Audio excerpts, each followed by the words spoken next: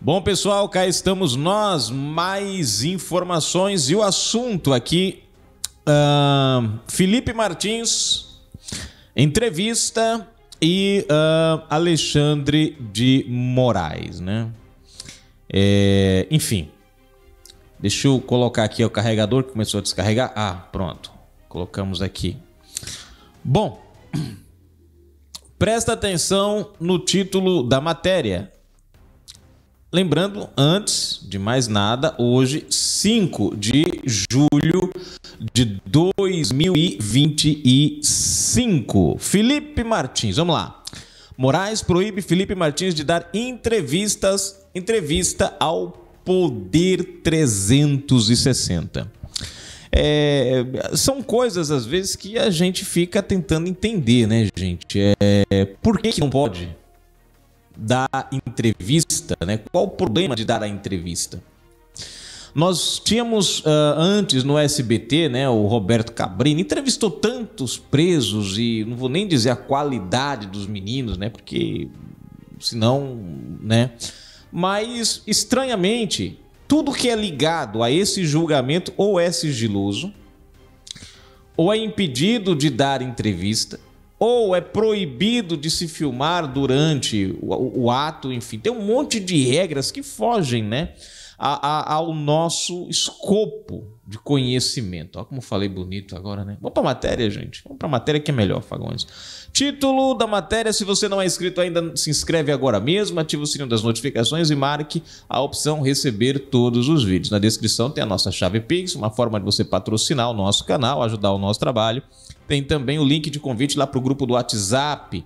Lá eu deixo os links das matérias e das lives. Moraes proíbe Felipe Martins de dar entrevista ao Poder 360. E é justamente no Poder 360 que nós estamos pegando essa matéria. A matéria está na descrição. Todas as nossas matérias, gente, tudo que a gente traz aqui está na descrição do vídeo, tá? O ministro Alexandre de Moraes, do STF, proibiu Felipe Martins, ex-assessor especial de Jair Bolsonaro, PL, de dar entrevista ao Poder 360 a fim de evitar o risco de tumulto neste momento processual. O magistrado não elaborou o que entende ser um risco de tumulto. Quer dizer, pode dar tumulto, só que ele não disse o que era, gente. Ia ser muita gente para entrevistar, era isso? O tumulto, deixa eu entrevistar, eu quero também. Felipe, fala comigo. Não, ele tá preso, peraí, tá entrando na fila, sai daí, menino, tá furando a fila aqui o outro. Seria isso? Veja só, de dar entrevista ao Poder 360. Olha só, a fim de evitar o risco de tumulto neste momento processual, o magistrado não elaborou o que entende ser um tumulto. Então, assim, se cria a regra, ninguém explica o que significa, simplesmente é o que eu disse. Enfim, continuando aqui. Felipe Martins é réu por tentativa de golpe de Estado. A primeira turma do Supremo Tribunal Federal, STF. Opa, cadê aqui, gente, rapidinho? Deixa eu voltar aqui que saiu aqui. Volta e meia fica aqui.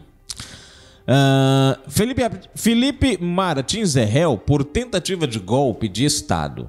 A primeira turma do Supremo Tribunal Federal aceitou por unanimidade a denúncia da PGR, Procuradoria-Geral da República, contra o ex-assessor de Bolsonaro e mais 5 pessoas em 22 de abril de 2025. Martins e esses outros 5 acusados fazem parte do núcleo 2 da denúncia, que, segundo a PGR, dava suporte operacional às ações para sustentar a permanência ilegítima de Bolsonaro no poder em 2022. O pedido do Poder 360 foi protocolado no STF em 12 de março de 2025, há quase 4 meses. No requerimento, este jornal digital alega que a realização da entrevista não é inconciliável com o devido respeito às medidas cautelares impostas e diz haver interesse público. Esse é o problema. Se for falar que tinha interesse público, ele não vai deixar, né? Ele não tá deixando nem filmar as coisas lá, imagina. O Poder 360 diz que a autorização para a realização da entrevista é uma medida essencial para atender o inegável interesse público envolvido e calcado na liberdade de imprensa e de informação. Oh, meu Deus do céu, vocês acreditam que ainda existe isso no Brasil? Resguardando ainda a igualdade de tratamento entre os réus. Moraes não responde a esse argumento. Por que será? Apresentado sobre haver necessidade de igualdade de tratamento entre os réus. É preciso diferenciar a atividade jornalística a ser realizada por um veículo de imprensa profissional e competente ao divulgar uma entrevista de manifesto interesse público e eventual comunicação do investigado com terceiros que se enquadrem como violação de medida cautelar vigente. É evidente que o investigado deve ter ciência de todas as suas obrigações perante esse STF e diante da apuração que está em curso. Ele deve, portanto, ao conceder a entrevista, respeitar todos os termos de todas as cautelares impostas. E se assim não fizer, certamente deve ser responsabilizado. Não obstante, privá-lo de toda e qualquer manifestação de inegável interesse público, frisa-se, não nos parece a opção certeira. Representa a imposição de um silêncio que pode ser enquadrado como censura prévia, censura esta que tantas vezes o Supremo Tribunal Federal repudiou ao longo da história, argumentou o Poder 360 no pedido que foi indeferido por Moraes. Gente, acorda, menina, acorda. O ministro esteve nos últimos dias em Portugal, participando do Fórum de Lisboa organizado pelo seu colega do STF, Gilmar Mendes. A decisão de Moraes é telegráfica e foi assinada digitalmente. Diz apenas que as medidas cautelares impostas se mostravam e ainda se mostram necessárias, adequadas em sua integralidade, citando o artigo 282 do Código de Processo Penal, que estipula ações que visam a garantir, entre outros itens, a produção de provas durante o curso da investigação. Para o ministro do STF, ainda há impertinência e inadequação de concessão de entrevista pelo denunciado, completando que a proibição evitará o risco de tumulto, sem elaborar nem dar detalhes sobre o que seria essa situação. Martins foi preso em fevereiro de 2024 na Operação Tempus Veritatis. Foi solto em agosto de 2024.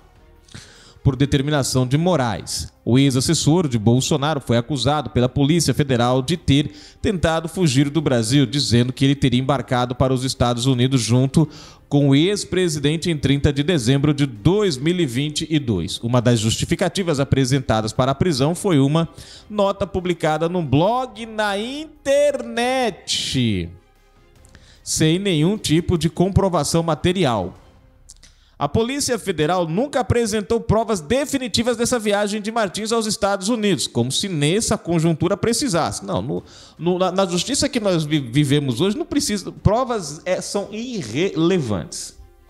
Ao contrário, a defesa do acusado mostrou evidências sobre ter ocorrido uma fraude em registros do que a PF dizia ser a entrada dele nos Estados Unidos. A empresa aérea LATAM emitiu uma declaração íntegra, tem um PDF aqui na íntegra, se quiser acompanhar, que derrubava a hipótese de ele ter saído do país no dia anterior.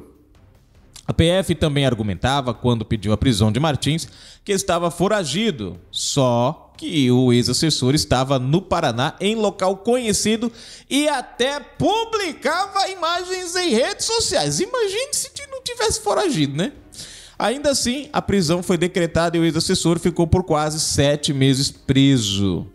O ministro Alexandre de Moraes, ao considerar a saída de Martins da prisão, mesmo tendo conhecimento de todas as evidências apresentadas pela defesa sobre o réu não ter fugido do Brasil, decidiu impor as seguintes medidas cautelares: uso de tornozeleira eletrônica, enrolou a língua aqui, apresentação semanal à Justiça do Paraná, proibição de sair do Brasil e entrega de seus passaportes, proibição de usar redes sociais e proibição de se comunicar com outros investigados. Então, o cara é acusado de cometer um ato que não cometeu, mas pelo fato de ter sido acusado, impõe-se medidas cautelares.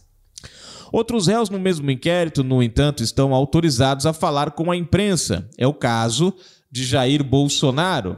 Foram ao menos 2 desde abril ao portal de notícias UOL em 14 de maio e a emissora SBT em 21 de abril. O ex-presidente conversou com o apresentador César Filho diretamente do hospital Death Star em Brasília, onde estava internado. Bom, tá aí a matéria, né? Então eu acho que tá bem evidente. Bom, gente, são coisas, vamos dizer assim, hoje nós vivemos, é aquela velha história, é um setor da nossa justiça que não tem ninguém sobre ele para, vamos dizer assim, corrigir as suas falhas, né? A única casa que poderia fazer isso hoje tem um presidente que não vai fazer isso daí, até porque ele tem, né, ações que estão lá dentro do Supremo. Então é por isso que a gente precisa, em 2026, fazer a coisa certa. Gente, um dos critérios para se eleger um senador agora em 2026 deveria ser a ficha. Cara, verifica, o cara tem processo, aonde ele tem processo, quais processos? Para evitar que aconteça o que está acontecendo hoje. Muitas ações poderiam ter sido tomadas lá atrás e hoje poderíamos estar vivendo uma normalidade jurídica. Não estamos. E por que isso acontece? Porque senadores, não só senadores, mas deputados, parlamentares, estão, vamos dizer assim, devendo lá em cima, né? Aí fica complicado, né? Você derruba um, mas fica 10 lá só... Tô de olho no 6 aí embaixo. Vamos para os comentários para a gente agora finalizar a nossa matéria. Lembrando que você pode deixar aí os seus comentários e a gente lê nos próximos vídeos, né? Quem sabe, de repente, o próximo comentário que eu vou ler agora não é o seu, já comentou lá em outra matéria, né? Vamos lá, gente. Olha só. Comentário Fagundes, comentário de quem será o primeiro comentário. Não, sai daí você. Vem pra cá, sai daí, meninos. Sai daí, deixa eu fechar esse negócio aqui. Entra na frente. Não atrapalha, não. Bom, aqui deixa eu ver quem tá comentando. Elton Bolshade comentando aqui. Deixa eu ver. De Chapecó, Santa Catarina. Um abraço, pessoal de Chapecó.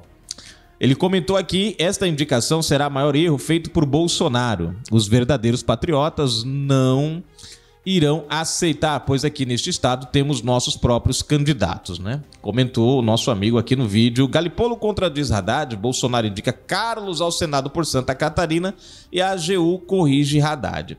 A questão aqui, gente, e eu até entendo aqui o nosso amigo, o Elton Bolshade, e assim... Vamos dizer assim, 50% de razão e 50% de marromeno, né? Nem razão, é marromeno não razão. Que ainda assim ele está certo nesse contexto que ele colocou. Mas o que a gente precisa entender, principalmente o pessoal de não só de Santa Catarina, mas do Brasil inteiro. Gente, imaginem o Brasil nesse momento, porque nós não estamos vivendo um momento político normal, não estamos vivendo uma normalidade.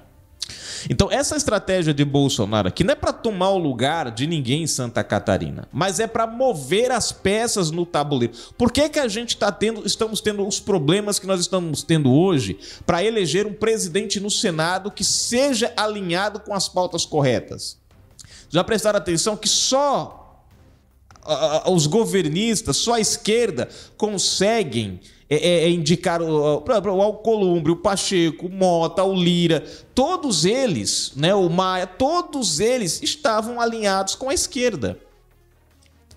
Né? A gente teve o Rogério Marinho em 2023 ali na disputa, não ganhou, chegou perto. Por quê? Porque faltou nomes no Senado que tivessem esse compromisso. Então assim, quando o Bolsonaro coloca Carlos Bolsonaro em Santa Catarina, ele não está querendo ocupar o lugar de quem está lá. E Santa Catarina, obviamente, tem nomes que, vamos dizer, no cenário normal da nossa política, são mais do que capazes de representá-la. O problema hoje é que nós estamos precisando de políticos, de nomes que tenham um certo perfil. E aí o que acontece? Carlos no Rio de Janeiro, nós já temos 3 nomes no Rio de Janeiro, incluindo o Carlos. Não dá mais, não tem como eleger esses 3. Porque nós já temos senadores do Rio de Janeiro eleitos, que vão cumprir mais 4 anos. Vai abrir agora a vaga, acho que para mais ou menos uns 2, agora em 2000 e... Acho que é mais ou menos uns 2 que abre agora a vaga, né? Agora, no Rio de Janeiro, não sei se é uns 2, não sei quanto, é mais que é uns 2 agora que entra, né? O que acontece com isso? Vai ficar, a gente vai perder um senador dentro desse perfil. Então, troca ele, mexe o tabuleiro. Imagina o Brasil como um tabuleiro de xadrez, cada estado como um quadradinho daquele para você jogar, e cada peça como se fosse, né, cada nome do político como uma peça estratégica. Então, não é que Bolsonaro está querendo ocupar Santa Catarina, mas ele está precisando que o povo de Santa Catarina abrace essa causa para colocar um nome como Carlos Bolsonaro, e Carlos Bolsonaro é um nome que vai para cima. Isso aqui é mais... Eu sempre falo, ó, o Eduardo tem o perfil do pai.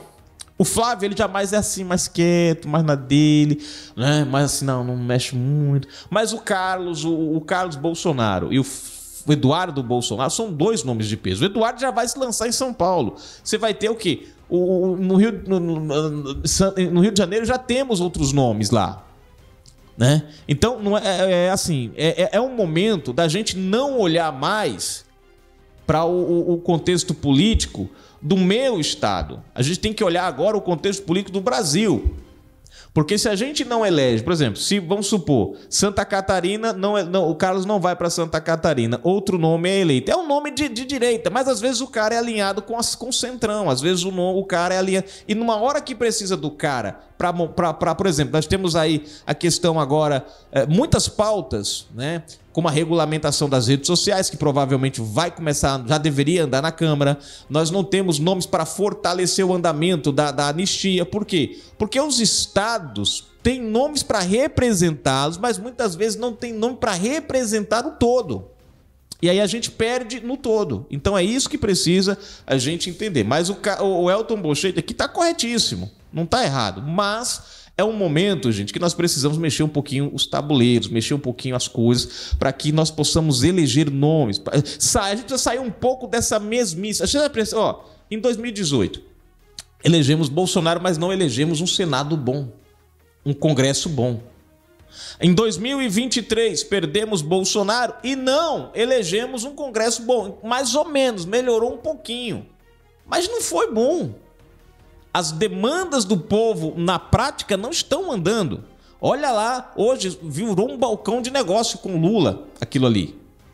Por quê? Porque nós estamos apostando sempre no mesmo sistema, sempre no mesmo método, no mesmo... Então, essa mudança de Bolsonaro, essa coisa de Bolsonaro começar a distribuir nomes pelos estados, pode ser justamente a alavanca que mude esse nosso formato de política.